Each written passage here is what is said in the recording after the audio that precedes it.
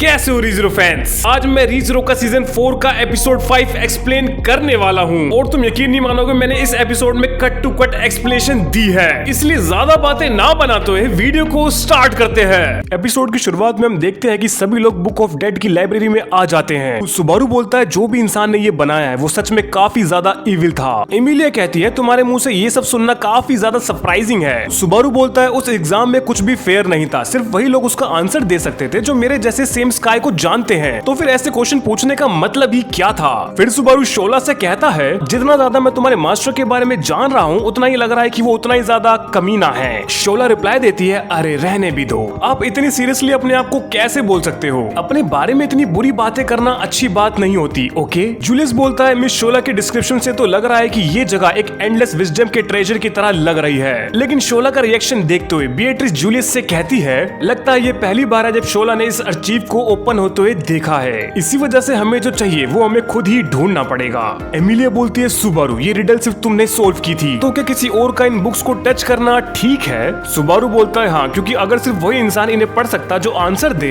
तो फिर तुम लोगों को यहाँ पर अंदर आने ही नहीं दिया जाता, राइट। एमिलिया कहती है ओह तुम सही कह रहे हो, शायद हमें भी यहाँ पर एंटर करने दिया गया, मतलब हमें भी एक्सेस मिल चुका है। ये बोलते हुए एमिलिया एक रैंडम बुक ऑफ डेड खोल देती है, लेकिन जैसे वो बुक ओपन करती है उसके अंदर के लेटर्स हवा में तैरते हुए और आपस में टकराते हुए दिखने लगते हैं। उसके वर्ड्स कंप्लीटली डिसऑर्डेड थे और एमिलिया उन्हें बिल्कुल भी रीड नहीं कर पा रही थी। बीएट्रिस बोलती है ये एक टाइप का कॉग्निटिव ऑब्स्ट्रक्शंस है, लेकिन मैं अभी भी इन बुक्स के टाइटल रीड कर सकती हूँ। इस वाली का नाम नोआ लिबरेटस है। सुबारू बोलता है ये जो टाइटल्स है क्या ऐसा हो सकता है कि ये सब लोगों के नेम्स हो। जूलियस जवाब देता है सिर्फ देखने में मुझे इनमें से कोई भी नाम फेमिलियर नहीं लग रहा, और ऑफ कोर्स अगर मैं इन सभी बुक को ध्यान से देखूं तो शायद कुछ पहचान में आ जाए। सुबारू बोलता है ये तो बकवास है, इतनी सारी बुक का क्या फायदा जब उन्हें कोई रीड ही नहीं कर सकता। तभी सुबारू को एक अलग सी बुक दिखाई देती है। वो उस बुक को उठाता है और जैसे ही उसे खोलता है तभी अचानक सब कुछ चेंज होने लगता है। ऐसा फील होता है जैसे सुबारू खुद उस बुक के अंदर गिर रहा है। उसके आसपास का प्योर इन्वायरमेंट डिसऑर्ड होने लगता है और फिर हमें एक फ्लैशबैक सीन दिखाया जाता है। वो एक औरत थी, एक अकेली औरत। वो एक यंग लड़की थी, इतना यंग कि उसे वुमन कहना एक गलती हो, फिर भी वो एक औरत ही थी। उसके बाद हमें एक लड़की चेस खेलते हुए दिखाई जाती है। तभी उसके फादर आते हैं और उससे कहते हैं टाइफोन चलो। उसकी पूरी दुनिया ब्लैक एंड व्हाइट में डिवाइडेड थी, गुड और इविल, राइटियस और विक्ट, और इन सब का डिसीजन उसके फादर करते थे। वो क्रिमिनल्स को पनिश करते थे और क्रिमिनल्स के अकॉर्डिंग उनको कॉन्सिक्वेंसेस देते थे। वो एक ऐसे स्केल थे जो डिसाइड करते थे कि क्या गुड है और क्या इविल। ये एक तरह का जस्टिस था जो वो टाइफन को सिखाना चाहते थे, लेकिन टाइफन उसे समझ ही नहीं पा रही थी क्योंकि गुड और इविल को जज करना इतना सिंपल नहीं होता। क्रिमिनल्स और पनिशमेंट बहुत सारे फैक्टर्स पर डिपेंड करते हैं। लेकिन तभी हमें टाइफन दिखाई जाती है जिसके हाथ से गलती से ग्लास गिर जाता है और ये देखकर वो काफी ज्यादा घबरा जाती है। उसे लगता है कि अब उसके फादर उसे काफी ज्यादा हार्श पनिशमेंट देंगे। वो डर कर उनसे माफी मांगने लगती है। तब उसके फादर उसके पास आकर कहते हैं तुम अपना क्राइम मुझसे कन्फेस कर सकती हो और तुम माफी भी मांग सकती हो जैसे तुमने पहले किया। ये सुनते ही टाइफन के अंदर एक अजीब सी एबिलिटी एक्टिवेट हो जाती है। उस मोमेंट में टाइफन फाइनली समझ गई थी किसी क्राइम की सीरियसनेस को मेजर करने वाली असली स्केल सिर्फ एक जगह होती है और वो होती है उस इंसान के दिल के अंदर जिसने वो क्राइम किया हो। उसके बाद टाइफन एक मुजरिम से पूछती है हे मिस्टर क्या आपने कुछ बुरा किया है, क्या आपने कोई सिन कमिट किया है। जैसे ही वो बोलती है वो मुजरिम अचानक से टूटकर बिखर जाता है। ये देखकर टाइफन खुश हो जाती है और उसकी एबिलिटी फिर से एक्टिवेट हो जाती है। उसके बाद टाइफन सभी लोगों की तरफ देखकर बोलती है आखिर यहाँ किस किस ने बुरा किया है, और उसके बाद वहाँ पर मौजूद सभी लोग टुकड़ों में बिखरने लगते हैं। फिर टाइफन अपने फादर से पूछती है फादर क्या आप भी सिनर हो, क्या आपने भी कुछ बुरा काम किया है। ये सुनते ही उसके फादर का भी वही हाल होता है। अब टाइफन सब कुछ समझ चुकी थी और वो सेटिस्फाइड थी क्योंकि अब उसने फाइनली वो स्केल पा ली थी। बाद में वही टाइफन विच ऑफ प्राइड बनी जो लोगों के सिन को क्वेश्चन करती थी और उन्हें पनिशमेंट देती थी और क्रिमिनल्स को उनके क्राइम्स के लिए जज करती थी। इसके बाद अचानक सुबारू बुक ऑफ डेड के अंदर से बाहर आ जाता है। एमिलिया सुबारू को संभालते हुए बोलती है लगता है तुम जैसे बहुत ज्यादा पेन में थे। सुबारू जवाब देता है क्या मैं उस चीज को मुझे पूरी तरह से ले जाने से रोक पाया, मैं अभी भी सच में यही हूँ ना। बीएट्रिस पूछती है टाइफन क्या ये नाम तुम पहले से जानते हो। सुबारू उसका हाँ में जवाब देता है। तभी बीएट्रिस उस बुक को खोलती है लेकिन उस बुक में वही अजीब और उलझे वर्ड्स उसे दिखाई देते हैं जो प्रॉपर्ली रीड भी नहीं हो रहे थे।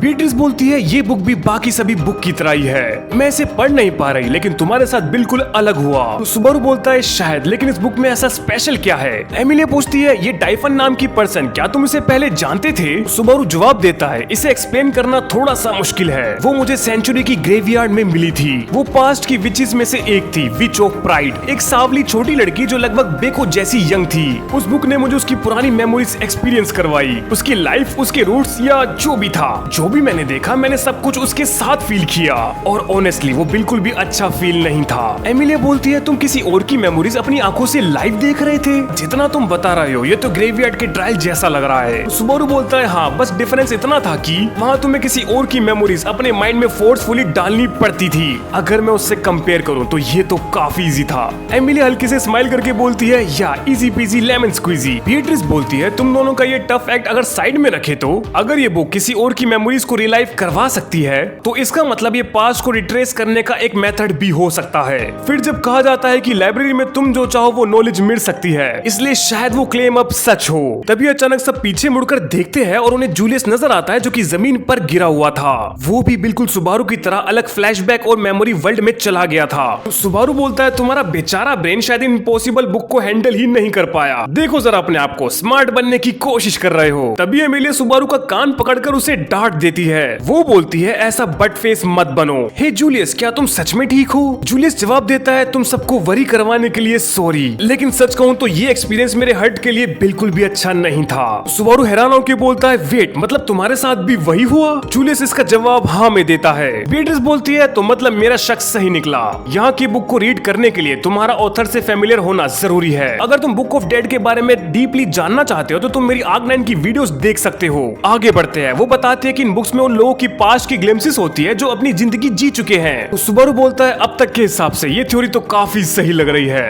एनास्टेसिया बोलती है अगर ये सच है तो इसका मतलब इस लाइब्रेरी में हर एक बुक पर एक काउंटलेस लोगों के नाम लिखे हैं जो कि दुनिया की बिगनिंग से लेकर अब तक मर चुके हैं। ये काफी ट्रबलसम होने वाला है। अगर तुम किसी स्पेसिफिक पर्सन की बुक ढूंढना चाहो तो उसमें काफी ज्यादा टाइम लगने वाला है। सुबारू बोलता है जिसने भी ये लाइब्रेरी बनाई है ना वो सच में दुनिया का सबसे बड़ा कमीना इंसान था। सीन फिर मिली की तरफ शिफ्ट होता है। मिली बोलती है ये सब अब काफी ओवरवेलमिंग फील हो रहा है। सुबारू उससे कहता है इस रिडल और लाइब्रेरी के बाद क्या तुम फाइनली प्रॉपर्ली इन्वॉल्व होने लगी हो? मिली जवाब देती है उस बारे में मैं अभी श्योर नहीं हूँ, लेकिन बेसिकली अगर तुम बहुत सारे डेड लोगों को जानते हो तो तुम बहुत सारी बुक रीड कर सकते हो। मेरे लिए भी शायद ऐसी काफी बुक होंगी जिससे मैं पढ़ना चाहूंगी। तभी हमें शोला दिखाई देती है जो कि सुबारू को देखते ही फ्लाइंग किस देती है, लेकिन सुबारू उसे रिजेक्ट कर देता है। ये देखकर मिली हंसते हुए बोलती है ओह वाह सुबारू, मुझे यकीन नहीं हो रहा तुम कितने टेरिबल मैन हो। तो सुबारू कहता है तुम्हारे मुंह से ये सुनना काफी ज्यादा पेनफुल है। मैं तो प्रेफर करूंगा कि ये राम और एनेस्थीसिया बोले। ये सुनकर मिली और भी ज्यादा हंसने लगती है और फिर सुबारू मिली से बोलता है टाइमिंग थोड़ी वियर्ड है, लेकिन क्या मैं तुमसे कुछ पर्सनल क्वेश्चन पूछ सकता हूँ? मिली टीजिंग टोन में बोलती है मुझे लगता है कि तुम्हारे ऑलरेडी बहुत सारे रोमांटिक इंटरेस्ट्स है। सुबारू एम्बैरेस होकर बोलता है अरे मेरा वो मतलब नहीं था, क्या तुम मेरी बात सुनोगी? मिली मुस्कुराकर बोलती है मैं बस तुम्हारे साथ मस्ती कर रही हूँ, अगर तुम्हें सच में मेरे बारे में कुछ जानना है तो पूछ लो।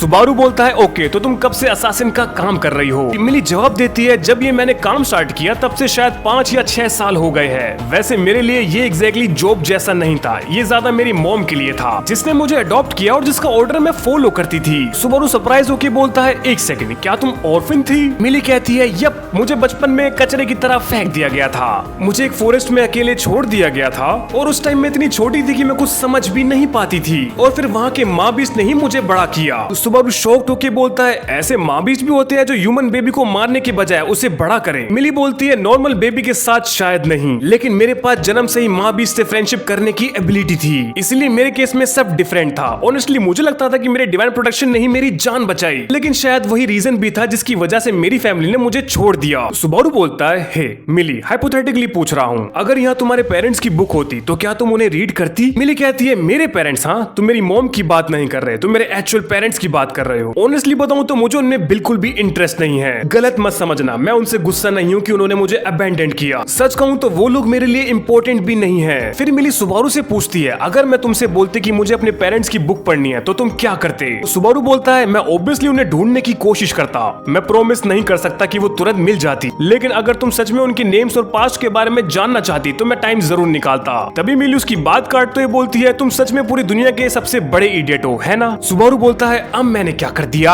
मिली बोलती है मेरे माइंड में एक थॉट आया, तुम्हारे हिसाब से ये शेल्फ्स में नई बुक ऐड कैसे होती होगी? मान लो अगर तुम यहाँ इसी वक्त मर जाओ तो क्या सडनली तुम्हारे नाम की बुक वहाँ पर अपेयर हो जाएगी। सुबारू ऑकवर्ड होकर बोलता है सॉरी, लेकिन मैं तुम्हारे लिए इस थ्योरी का टेस्ट नहीं कर सकता। तभी उनकी बातों के बीच एमिलिया आ जाती है। सुबारू उससे पूछता है क्या तुम्हें कुछ मिला, लेकिन एमिलिया उससे बोलती है सॉरी, लेकिन अभी तक तो नहीं। जूलियस बोलता है हमने काफी जगह चेक की, लेकिन बुक्स किसी भी प्रॉपर ऑर्डर में अरेंज नहीं है। हम इतना जरूर समझ पाए हैं कि ये ना ही नेम्स के ऑर्डर में है और ना ही डेट्स के। एनेस्थेसिया बोलती है सिंपल वर्ड्स में कहे तो हम सिर्फ इतना ही डिस्कवर कर पाए हैं कि हमें कुछ भी समझ नहीं आया। बीट्रिस बोलती है ऐसे में शायद हमें अपना फोकस कहीं और शिफ्ट करना चाहिए। हो सकता है कि सेकंड लेवल में एंटर करने वाला नेक्स्ट एग्जाम देना ज्यादा बेटर हो। एमिलिया कहती है लेकिन हमने तो इस एरिया का काफी ज्यादा हिस्सा एक्सप्लोर कर लिया है, तो फिर भी सेकंड लेवल की स्टेयरवे आखिर कहाँ है? एनेस्थेसिया बोलती है जिस कमीने ने ये जगह बनाई है उसे देखकर लगता है कि सीढ़ियों को ढूंढना भी एग्जाम का एक पार्टी है। तभी सुबारू शोला को जोरों से आवाज लगाता है और शोला लिटरली 100 की स्पीड से तुरंत उसके पास आ जाती है। शोला एक्साइटेड होकर बोलती है मास्टर क्या आपको मुझसे कुछ काम है? सुबारू कहता है जब तुम इतनी स्पार्कलिंग आइज के साथ सीधा मेरे पास आ जाती हो ना तो मुझे थोड़ा गिल्टी फील होता है। एनीवेज हम सेकंड लेवल की सीढ़ियां ढूंढ रहे हैं, क्या तुम्हें कुछ पता? सुबारू की बात काटते हुए शोला बोलती है बिल्कुल नहीं, मैं कभी 4th फ्लोर से ऊपर गई ही नहीं। एमिलिया शॉक होकर बोलती है 400 सालों में भी नहीं? वाह ये काफी सरप्राइजिंग है। एनेस्थेसिया शोला से कुछ पूछती है तुम इतने सालों से इस प्लेस की केयर टेकर हो, तुम ग्रेट पैलेडियस लाइब्रेरी की कीपर हो राइट? शोला फुल कॉन्फिडेंस के साथ बोलती है एग्जैक्टली। एनेस्थेसिया बोलती है ऑल राइट देन, अगर मुझे कुछ गेस करना हो तो मैं 4 नहीं 5। बेसिकली मैं उन सीक्रेट रूल की बात कर रही हूँ जो तुमने उस टावर को प्रॉपर्ली प्रोटेक्ट करने के लिए दिए गए हैं, वो एटलीस्ट 5 तो है ना? ये सुनते ही सब डीप थिंकिंग में चले जाते हैं और शोला विजिबली हेजिटेट करने लगती है। शोला पैनिक होकर बोलती है ये वैसा नहीं है जो आप लोग सोच रहे हो मास्टर, मैं आपसे कुछ हाइड या स्नीकी एक्ट नहीं कर रही, मैंने तो बस इसलिए मेंशन नहीं किया क्योंकि आपने पहले पूछा ही नहीं था, इसलिए मैं चाहती हूँ कि आप ये बात ऑफिशियली नोट कर लो ताकि बाद में मेरे पीछे ना पड़ जाओ। ओके? सुबारू टायर्ड होके बोलता है जो भी है सीधा बताओ। शोला बोलती है ओके मान लो हाइपोथेटिकली अगर आप बिना मुझसे बताए टावर से बाहर जाने की कोशिश करते तो मैं बिना किसी मर्सी के आपको और आपके कंपेनियंस को मार देती। सुबारू बोलता है वो ये तो सडनली काफी एक्सट्रीम हो गया। शोला बोलती है अरे ऐसा नहीं है कि मैं आपको मारना चाहती हूँ, ये बस एक एग्जांपल था, वैसे भी मेरे पास इस मैटर में कोई चॉइस नहीं है, ये उन चीजों में से है जिसे मैं अवॉइड ही नहीं कर सकती,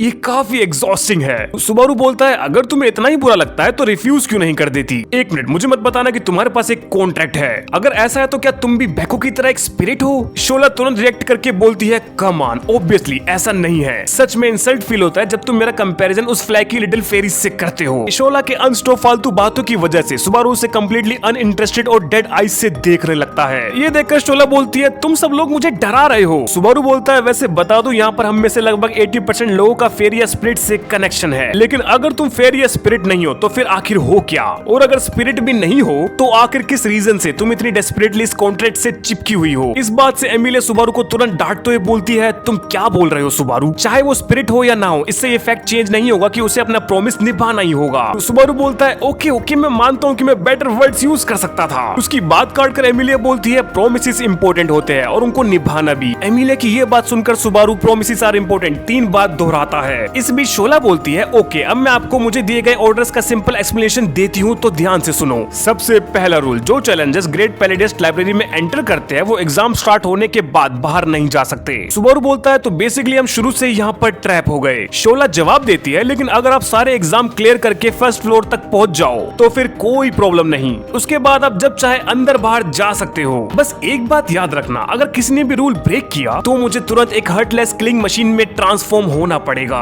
और जो प्रॉमिस मैंने आपसे शुरू में किया था वो भी टूट जाएगा, मुझे आपको मारना पड़ेगा मास्टर। सुबारू डिसअपॉइंट टोन में बोलता है तो तुम्हारे रूल्स की प्रायोरिटी लेवल मेरे प्रॉमिस से भी ऊपर है, सच में ये तो काफी हर्ट करता है। शोला बोलती है वाह मैं अपने मास्टर को हर्ट करने में सक्सेसफुल हो गई, लगता है मैंने लेवल अप कर लिया, नहीं मैं और पावरफुल हो गई। सुबारू बोलता है ये एक सरकाज़म था। शोला बोलती है हाँ मेरा भी। एनीवेज अब मैं बोर हो गई हूँ इसलिए जल्दी फिनिश करती हूँ। रूल 1, एग्जाम कंप्लीट किए बिना टावर लीव करना फॉरबिडन है। रूल 2, एग्जाम के किसी भी रूल को वॉयलेट करना फॉरबिडन है। रूल 3, अचीव को डिसरिस्पेक्ट करना फॉरबिडन है। रूल 4, टावर को डैमेज करने वाली कोई भी एक्शन फॉरबिडन है। रूल 5, कोई भी रूल 5 नहीं है। एमिलिया बोलती है तो टोटल मिलाकर सिर्फ 4 रूल्स है। सुबारू बोलता है मुझे फिर भी एक एग्जाम के रूल वॉयलेट करने वाली कंडीशन काफी सस्पिशियस लग रही है। जूलियस बोलता है मोस्ट लाइकली और भी हिडन रूल्स जरूर होंगे जो टेक्निकली सेकंड रूल के अंडर आते हैं। एनेस्थेसिया शोला से पूछती है पक्का तुम्हें सिर्फ इतने ही रूल दिए गए हैं, बाकी सब कुछ अलाउड है ना? शोला बोलती है हाँ मैं कसम खाती हूँ और मैं झूठ नहीं बोल रही, जब तक इनमें से कोई रूल ब्रेक नहीं होता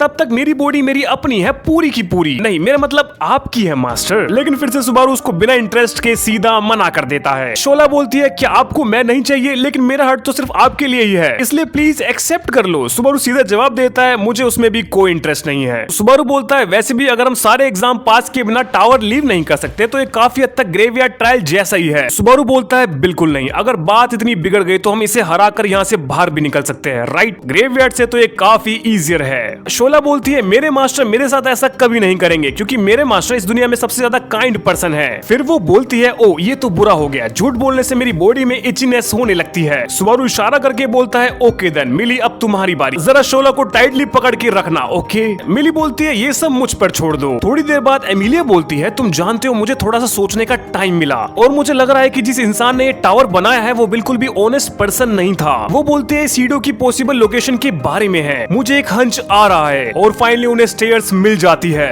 जूलियस बोलता है मैं काफी इम्प्रेस्ड हूँ मिस एमिलिया, आपने इस लोकेशन को फिगर आउट कर ही लिया। एमिलिया बोलती है वो 3rd फ्लोर पर नहीं था ना, इसलिए मैंने सोचा कि ये वहीं कहीं हिडन होगी जहाँ हम ऑलरेडी पहले जा चुके हैं। सुबारू बोलता है लेकिन फिर भी जब हम पहले बार यहाँ पे आए थे तो ये स्टेयर्स यहाँ पर थी नहीं क्या? बीट्रिस बोलती है ये भी पॉसिबल है कि किसी कॉग्निटिव ऑब्सेशन से हाइड किया गया हो। सुबारू बोलता है ग्रेट, तो अब टाइम आ गया कि इस चैलेंज को फेस किया जाए, चलो इन्हें दिखाते हैं कि आखिर बॉस कौन है और एग्जाम फिनिश करते हैं। ये बोलते ही सुबारू बीट्रिस को उठा लेता है और हंसते हुए फुल स्पीड में स्टेयर्स चढ़ने लगता है। जैसे वो स्टेयर्स के ऊपर पहुंचते हैं उन्हें बहुत तेज व्हाइट लाइट का सामना करना पड़ता है। सुबारू आंखें छोटी करके बोलता है तो ये फिर से एक ब्लाइंडिंगली व्हाइट रूम है, हाँ अगर ये 2nd फ्लोर है तो मैंने कुछ और ही एक्सपेक्ट किया था। बीट्रिस बोलती है अगला एग्जाम शायद किसी भी मोमेंट स्टार्ट होने वाला है, एक्चुअली मुझे लगता है कि ये उसका ट्रिगर होगा। वहाँ एक सोर्ड रखी होती है और सोर्ड को देखकर सुबारू बोलता है मुझे लग रहा है कि शायद मुझे ये सोर्ड पुल आउट करनी होगी। ये कहकर सुबारू उस तलवार को निकाल देता है। जैसे ही वो सोर्ड बाहर आती है पूरा एनवायरनमेंट अचानक कंप्लीटली चेंज हो जाता है और तभी एक अजीब सी वॉइस सुनाई देने लगती है जो बार बार बोल रही होती है fool who has attended the heavenly sword you must now earn his pardon. ये लाइन कंटिन्यूअसली रिपीट होती रहती है।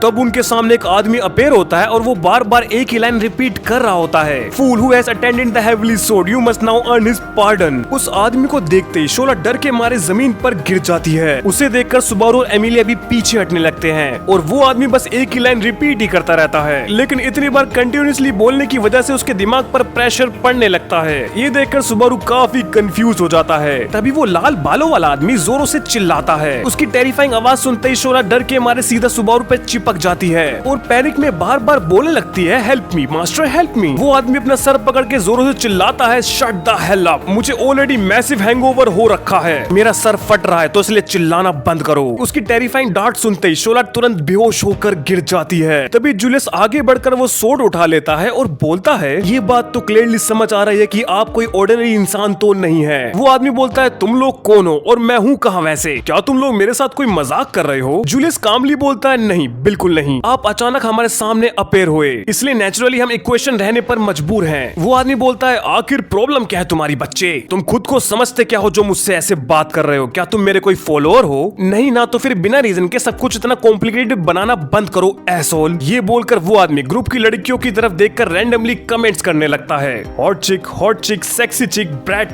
Brat follower. जूलियस बोलता है मुझे माफ कीजिए मैं आपका फॉलोअर्स नहीं हूँ। आदमी बोलता है जितनी बार तुम मुंह खोलते हो उतना ही ज्यादा फॉलोअर लगते हो, इसलिए मेरे फॉलोअर्स की एक्टिंग करना बंद करो। तब सुबारू इरिटेट होके बोलता है एक सेकंड रुक जाओ, तुम बहुत ज्यादा बकबक कर रहे हो, थोड़ा स्लो डाउन करोगे? वो आदमी चिल्लाते हुए बोलता है ओह शट योर ट्रैप, मैंने अभी अभी तुम्हें इस टेस्ट के बारे में सब कुछ एक्सप्लेन किया था, तुम्हें पहले प्रॉपर्ली सुनना सीखना चाहिए बच्चे। तब एमिलिया धीरे से रिपीट करते हुए बोलती है fool who has attend the heavenly sword you must now earn his pardon. वो आदमी एमिलिया को देखकर बोलता है हाँ, लगता है ये हॉट चिक बाकी लूजर से ज्यादा स्मार्ट है। ओह अब ध्यान से देखता हूँ तो तुम सच में बहुत ज्यादा हॉट हो। सुबारू इरिटेट टोन में बोलता है ऑल राइट, तो तुम ही इस बार के एग्जामिनर हो राइट? वो आदमी बोलता है मुझे नहीं पता, मुझे फर्क नहीं पड़ता लोग मुझे क्या लेबल्स देते हैं, लेकिन अगर तुम कन्वर्सेशन करना चाहते हो तो पहले मुझे एक छोटा सा स्टेप भी मूव करवा के दिखाओ। जूलियस आगे आके बोलता है मैं लगुनिका का इंपीरियल नाइट का एक प्राउड मेंबर हूँ, नाम है जूलियस। वो आदमी बोलता है सॉरी बच्चे, पर मेरे पास तुम्हें देने के लिए कोई नाम नहीं है, तुम मुझे स्टिक स्विंगर बुला सकते हो। और इसी के साथ ये एपिसोड एंड हो जाता है। तो ये था एपिसोड 5। अगर तुम रेड एस्ट्रिया के बारे में जानना चाहते हो और ये भी जानना चाहते हो कि शोला उससे क्यों डरती है तो मुझे कमेंट्स में जरूर बताना, मैं उस पर वीडियो बना दूंगा। मेरे ख्याल से आने वाला एपिसोड 6 लिटरली एपिक होने वाला है, इसलिए अगर तुम रीजरो के फैन हो तो मेरे चैनल को सब्सक्राइब करना मत भूलना। मिलते हैं नेक्स्ट वीडियो में, तब तक के लिए गुड बाय।